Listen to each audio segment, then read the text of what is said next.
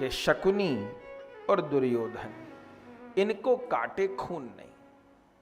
अभी हमने सुना कि शकुनी को साक्षात द्वेष ही कहा गया है। दुर्योधन में तो सारे ही अवगुण हैं, वो तो साक्षात कलयुग है। अब दुर्योधन सिर पीट पीट के रोए और रोए शकुनी के पास ही। शकुनी ने कहा क्या हुआ?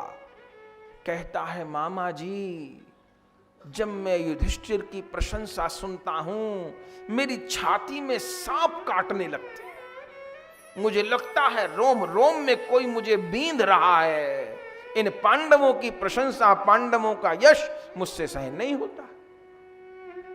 ये ईर्ष्या की प्रवृत्ति है। ये संसार में बहुत लोगों में होती है। अपने से आगे बढ़ते हुए व्यक्ति को देख करके द्वेष होता है। अब इसका उपाय क्या है? जो हुआ वो तो सुनना ही है, पर जो अपने जीवन में घट रहा है वह भी तो सुनना है।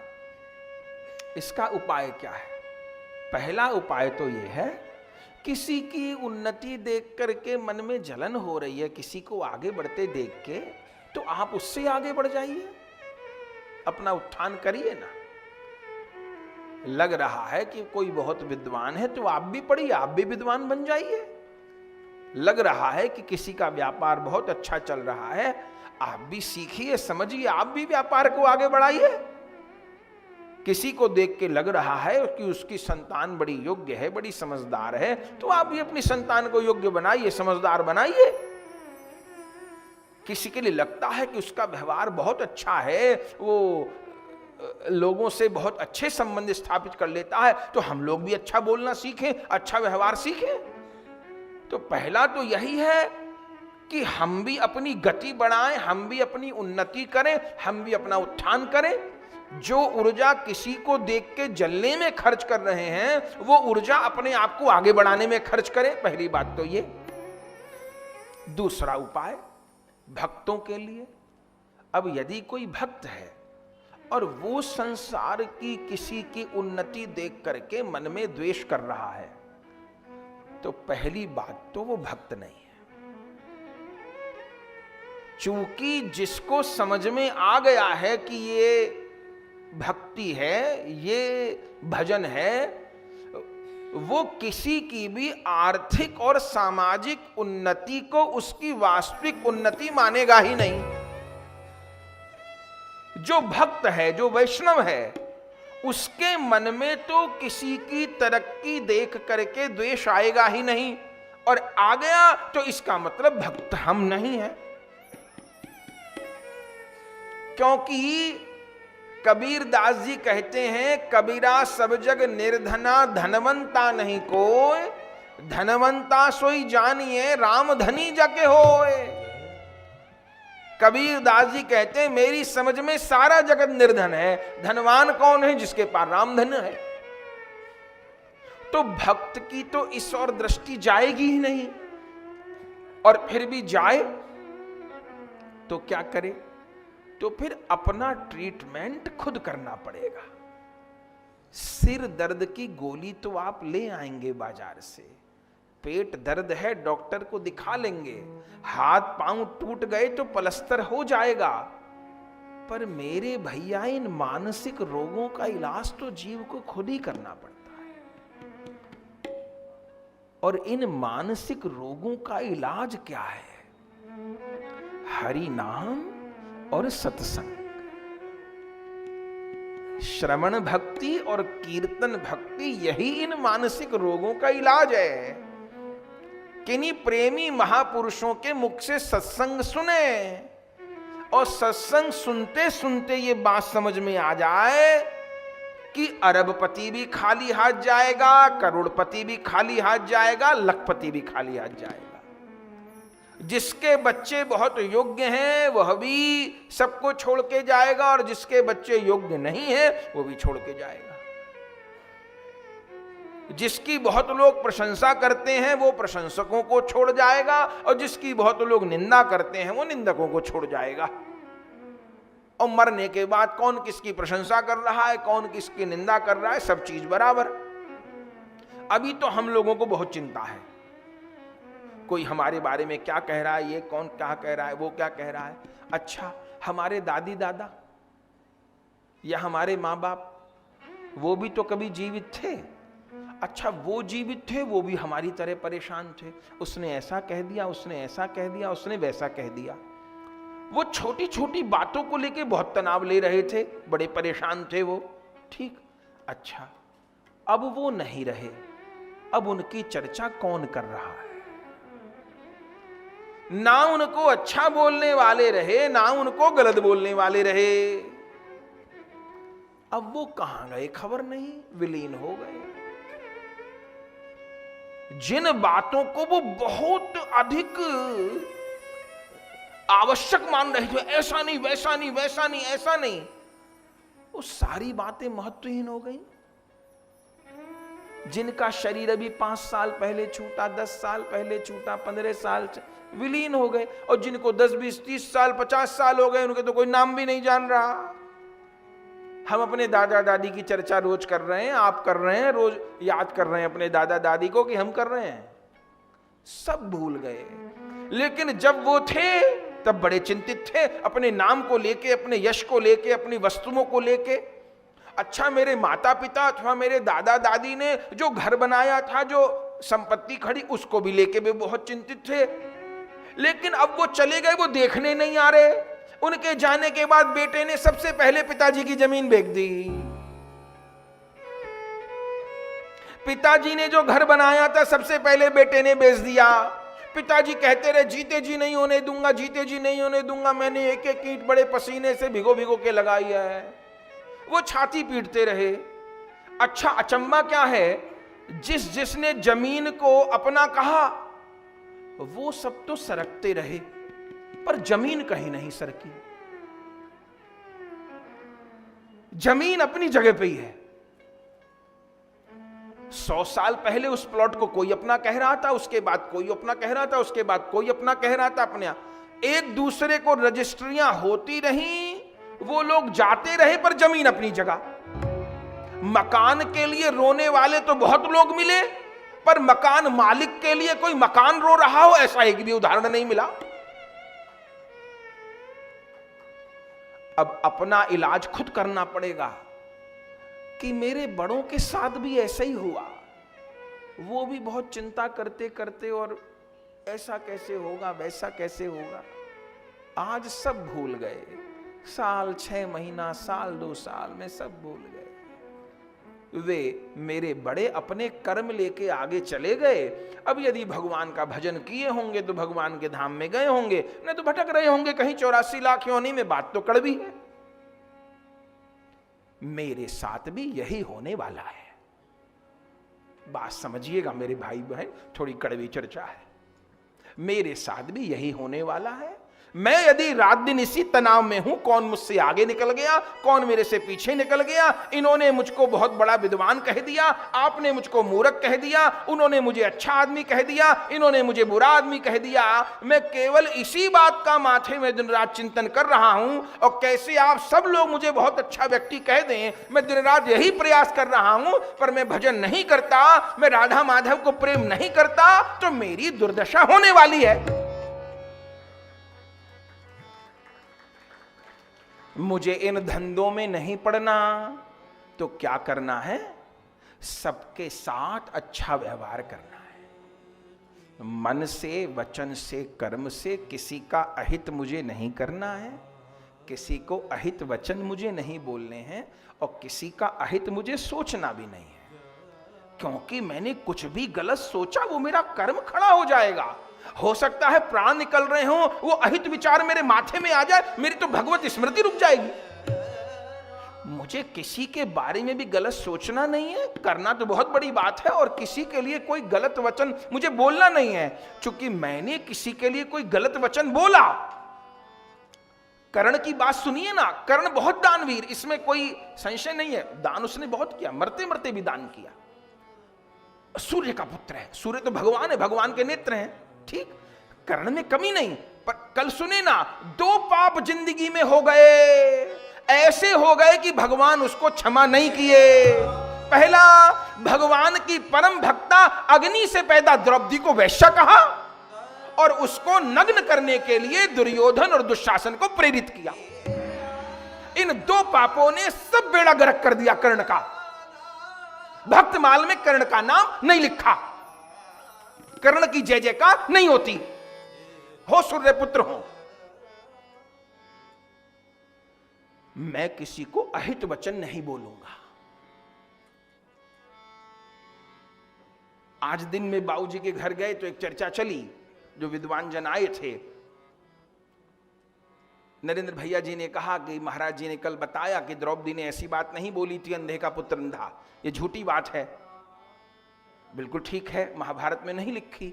फिर हमने एक प्रमाण उसमें और दिया कि चलो हम माल्य की किंवदंती चली आ रही है, कुछ बातें पीढ़ियों से पीढ़ियां कहती चली आ रही हैं, तो आपत्ति यह है कि यदि द्रौपदी को दुर्वचन बोलने की आदत थी, हमने माना कुछ को होती है, मुख से गाली जल्दी निकल जाती है, तो यदि द्रौपदी, अच्छा दुर्योधन तो उनके जेठ भी लगते हैं, देवर भी लगते हैं, क्योंकि वो तो पांचों कोई भी आई, तो जेठ भी लगते हैं दुर्योधन और देवर भी लगते हैं। और धृतराष्ट्र का तो कितना सम्मान करती हैं द्रौपदी, अपने ससुर से बढ़ के मानती हैं। और वो फिसल गए तो उन्होंने कह दिया अंधे का पुत्र अंधा, हमने मान लिया कि द्रौपदी ने कहा, जबकि नहीं कहा, मान लिया। लेकिन दूसरी तरफ से भी बात सिद्ध नहीं हो पाएगी। कैसे? आप सब जानते हैं अश्वत्थामा ने द्रौपदी के पांचों पुत्रों को सोते सोते मार दिया था। पूरी कथा प्रसिद्ध है ना। पांडवों को मारने गया था अश्वत्थामा, धोखे में द्रौपदी के सोते सोते 5 बेटे द्रौपदी के पांचों ही मार डाले। उसके बाद द्रौपदी ने क्या किया? अर्जुन पकड़ के लाया अश्वत्थामा को और द्रौपदी के आगे रख दिया, ये तेरे बेटों का हत्यारा है। तो उस समय द्रौपदी क्या कहती है? भागवत जी खोल के देखिए, प्रथम स्कंद। द्रौपदी कहती हैं मुच्यताम मुच्यताम मेष ब्राह्मणों नितराम गुरु। इनको छोड़ दो, इनको छोड़ दो, ये ब्राह्मण हैं, ये गुरुदेव के पुत्र हैं, ये हमारे पूजनीय हैं, ये हमारे वंदनीय हैं। मेरे बच्चों के साथ जो होना था वो हो गया, इनको कुछ मत कहो, हमारी गुरु माता को कष्ट होगा। जो मां अपने 5 बेटों के हत्यारे को गाली नहीं देती, बुरा नहीं चाहती, वो दुर्योधन के फिसलने पे ये कहेगी कि अंधे का बेटा अंधा। यहां से भी तो बात निरर्थक सिद्ध हो रही है ना। लिखी तो है ही नहीं, कहां से झूठ जुड़ा पता नहीं। झूठ भी इसलिए डाले गए ताकि हम लोगों की सिंपैथी कौरवों से भी जुड़ जाए, क्योंकि कौरवों के पक्षधर भी तो लोग थे ना यहां पे, जो खाते हिंदुस्तान की हैं, गाते पाकिस्तान की हैं। उनको कौरव भी प्रिय लगे, जैसे उनको बाबर प्रिय लगता है, हुमायूं प्रिय लगता है, औरंगजेब प्रिय लगता है। तो जैसे उनको बाबर अपना माई बाप लगता है, तो उनको कौरव भी माई बाप लगे हुए होंगे। तो वो लोग झूठी बात जोड़ दिए ताकि कुछ सिंपैथी हमारी दुर्योधन से भी जुड़ जाए। भाई द्रौपदी के साथ गलत हुआ, पर उसकी भी तो कोई वजह थी, उसने ऐसा क्यों कहा अंधे का पुत्र अंधा। और कुछ मूर्खों ने तो ये तो लिख दिया कि महाभारत युद्ध का कारण ही यही है जो द्रौपदी ने शब्द बोले। आज माता जी ने एक बड़ी अनोखी बात हमको बताई घर पे। ये शास्त्र की बात चल रही थी। बोले महाराज जी कहीं हम भागवत जी सुनने गए, उनका नाम नहीं ले रहे, बड़े प्रसिद्ध हैं वक्ता वो। बोले हम गए, आखिरी दिन उन्होंने श्री कृष्ण के अंतर ध्यान का प्रसंग इतना गलत तरीके से बोला कि मैं बोल नहीं सकती। बोले मेरा कथा सुन करके माथा खराब हो गया। ऐसे शब्द उन्होंने बोल दिए कि ये हुआ वो हुआ वो हुआ। बोले मुझे इतनी पीड़ा हो गई, मैं गीता प्रेस की दुकान पर गई, वहां से भागवत जी लेके आए, उन महाराज के कमरे में पहुंच गई और मैंने कहा जो आपने बोला कथा में आखिरी दिन के श्री कृष्ण लीला को पूर्ण कैसे किए, मुझे बताइए इस ग्रंथ में कहां लिखा हुआ है। तो बोले उनको मिले ही ना। तो माता जी ने कहा, उन महाराज से मैंने पूछा फिर आपने क्यों बोला भरे समाज में, माने श्री कृष्ण की लीला अंतर ध्यान के विषय में कि ऐसा हो गया वैसा हो गया, चिता लगाई फला लगाया ढिका लगा। उन्होंने जाने कौन पुस्तक का नाम ले दिया, मैंने वहां से वो पुस्तक पढ़ी थी, वहां से वो बोला था। तो अब वो तो कोई कथा व्यास नहीं है माता जी, पर ऐसा श्रोता को सजग होना पड़ेगा। तो माता जी ने उन व्यास को कहा कि भैया प्रमाणिक ग्रंथ से बात बोलो, आप ऐसे किसी की लिखी पुस्तक से कैसे बोल रहे हैं। अब उसकी बात सुनिए आगे की। माता जी ने बताया, फिर वो कई बरस बाद हमारे घर महाराज आए तो हमको हाथ जोड़ करके बोले कि मैं आपको गुरु रूप में प्रणाम करता हूं, आपने मेरी आंख खोल दी, मेरे से वो गलती हो गई थी, मैंने प्रमाणिक ग्रंथ नहीं पढ़ा था, मेरे से गलती हो रही थी, मैं गलत बात समझ गया था गलत पुस्तक पढ़ के। तो शास्त्र प्रमाण चाहिए हर चीज के लिए। हम कुछ भी कहेंगे शास्त्र प्रमाण कि मैंने वहां से सुना था, मैंने वहां से सुना, कैसे सुना था? या तो प्रमाणिक संत या फिर प्रमाणिक ग्रंथ, दो बात चीज चाहिए। अपने मन से कैसे कोई बात बोल देंगे? तो ये एक बड़ी बात है।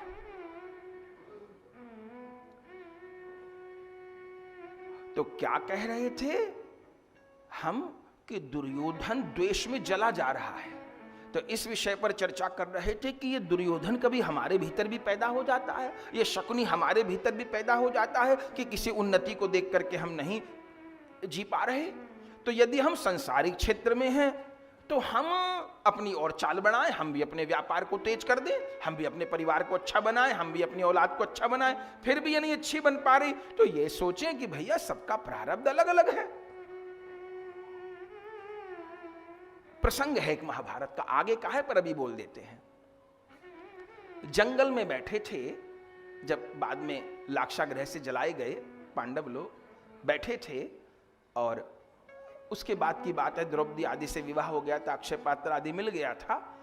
एक बार युधिष्ठिर बड़े दुखी हो गए, चूंकि जंगल जंगल भटकना, पैरों में विवाही, माँ दुखी, भाई दुखी, कभी भोजन की व्यवस्था नहीं, कभी कुछ ऐसा। उसी समय एक ऋषि आए, देखा युधिष्ठिर भी रो रहे हैं, भीम भी रो रहे हैं, पूछा क्या बात है। भीमसेन थोड़ा गुस्सा हो गए, बोले हमको ये बताओ कि हम लोग इतना दुख क्यों पा रहे हैं? वो पापी ऐश उड़ा रहा है, हम लोग वन वन भटक रहे हैं, हमारी बाजू में भी बल है, हम लोग इतने दुखी क्यों हैं? युधिष्ठिर ने भी ये बात कही। प्रसंग को छोटा करके बोलना है, आखिर में उस महात्मा ने युधिष्ठिर जी को कहा, अरे तुम अपने को कमजोर क्यों मानते हो? तुम दुर्योधन को भाग्यवान क्यों मानते हो? तुम अपने को भाग्यहीन क्यों मानते हो? युधिष्ठिर, तुम्हारे अर्जुन भीम जैसे भाई हैं, तुम्हारे पास द्रौपदी जैसी अग्नि कुंड से प्रकट स्त्री है, अक्षय पात्र तुमको प्राप्त है, और कुंती जैसी तुम्हारी मां है, और तुम साक्षात धर्म के अवतार हो। कभी जीवन में तुमने असत्य बोला नहीं, कभी अधर्म के पथ पर गए नहीं। तुम अपने आप को अयोग्य क्यों मानते हो? तुम अपने आप को पिछड़ा हुआ क्यों मानते हो? और सबसे बड़ी बात, तुम दूसरे से अपनी तुलना करते ही क्यों हो? तुलना करते रहोगे तो कभी चैन मिलेगा ही नहीं। अब हम भी सदा यही तुलना करते रहे कि उसकी टर्नओवर कितनी, मेरी कितनी, उसके बच्चे कैसे, मेरे बच्चे कैसे, उसका कपड़ा कैसा, मेरा, तो चैन ही नहीं मिलेगा कभी जिंदगी में। तो संसार में द्वेष हो तो दो तरीके, या तो अपना भी आदमी उत्थान करे, जिससे द्वेष हो रहा है उससे आगे निकल जाए, और या मन को यह समझाए सबका प्रारब्ध अलग अलग है, लाभ हानि, जीवन मरण, यश अपयश, विधि हाथ। और जो भक्त है उसकी दृष्टि तो बिल्कुल अलग है। आर्थिक उन्नति यथार्थ उन्नति नहीं, सामाजिक उन्नति यथार्थ उन्नति नहीं, भगवत चरणारविंद के प्रेम की प्राप्ति ही यथार्थ उन्नति है। शबरी मैया के कोई पुत्र नहीं, पर श्री राम का दर्शन करते हुए प्राण छोड़े। भीष्म पितामह के कोई पुत्र नहीं, भगवान का दर्शन करते स्तुति सुनाते प्राण छोड़े। ये कह के अपने मन को संतोष दे और हाय हाय से ऊपर उठ करके हरि हरि करते हुए अपने जीवन के परम लक्ष्य राधा गोविंद के चरण कमल को प्राप्त करे। ये इस ईर्ष्या द्वेष की प्रवृत्ति से बचने का उपाय है। न तो ये ऐसी खाई है कि आदमी गिर जाए तो दुर्योधन जैसा ही हाल होता है फिर। और एक बात और कह दें, इतनी बुरी चीज है ये ईर्ष्या द्वेष, क्षमा करिएगा, संसार तो संसार, कई बार महात्मा लोग भी नहीं बच पाते इससे। हम लोग उस समाज में रहते हैं,